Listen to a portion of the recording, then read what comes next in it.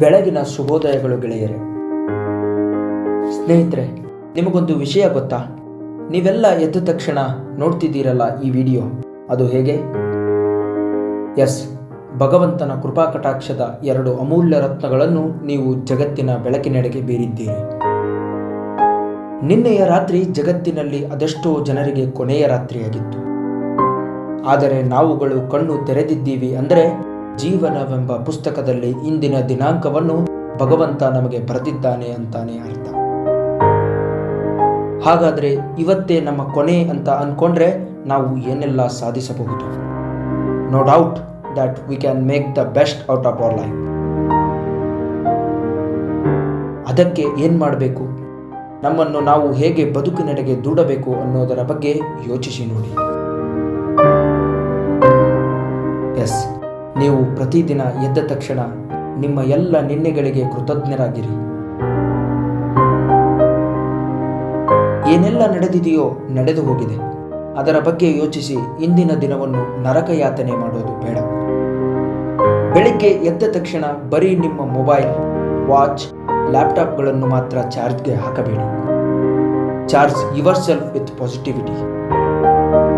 ಹೌದು ಸ್ನೇಹಿತರೆ, ಪ್ರತಿದಿನ ಬೆಳಗ್ಗೆ ಎದ್ದ ಕೂಡಲೇ ನಮ್ಮನ್ನು ನಾವು ಚಾರ್ಜ್ ಮಾಡಿಕೊಳ್ಳಬೇಕು. ಸಾಧ್ಯವಾದರೆ ಕನ್ನಡಿಯ ಮುಂದೆ ನಿಂತು you are blessed to wake up this morning ಅಂತ ಹೇಳಿ ನೋಡಿ. ಸಕಾರಾತ್ಮಕ ಭಾವನೆ ತಾನಾಗಿಯೇ ಬರುತ್ತೆ.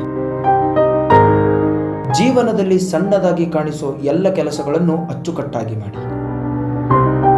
ನಿಮಗೆ ಆ ಕೆಲಸಗಳು ತುಂಬಾನೇ ಚಿಕ್ಕದಾಗಿ ಕಾಣಿಸಬಹುದು, ಆದರೆ ಮುಂದೊಂದು ದಿನ ಅದೇ ಕೆಲಸಗಳಿಂದ ನಿಮಗೆ ನೆಮ್ಮದಿ ಸಿಗುತ್ತೆ.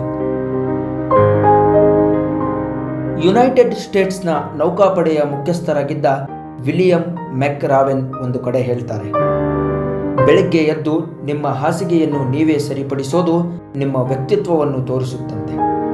ನೋಡಿ, ಇದು ತೀರಾ ಸಣ್ಣ ವಿಷಯ ಅನಿಸುತ್ತೆ ಅಲ್ವಾ? ಆದರೆ ಇದರ ಬಗ್ಗೆ ಒಬ್ಬ ದೊಡ್ಡ ವ್ಯಕ್ತಿ ಮಾತನಾಡಿದ್ದಾರೆ ಅಂದರೆ ಅದೆಷ್ಟು ಮುಖ್ಯವಾಗಿರಬಹುದು. ಇಂತಹ ಸಣ್ಣ ಪುಟ್ಟ ವಿಷಯಗಳನ್ನು ರೂಢಿಸಿಕೊಳ್ಳಿ. ನಿಮ್ಮ ಸುತ್ತಲಿನವರ ಜೊತೆ ಪ್ರೀತಿ ವಿಶ್ವಾಸದಿಂದಿರಿ. ಅಂದರೆ ಮಾತ್ರ ನಿಮಗೆ ಆ ಪ್ರೀತಿ ವಿಶ್ವಾಸ ಮರಳಿ ಸಿಗೋಕೆ ಸಾಧ್ಯ. जिंदगी की हर सुबह कुछ शर्तें लेकर आती है और हर शाम कुछ तजुर्बे देकर जाती है. ನಿಮ್ಮ ದಿನ ಶುಭವಾಗಿರಲಿ. ಧನ್ಯವಾದಗಳು.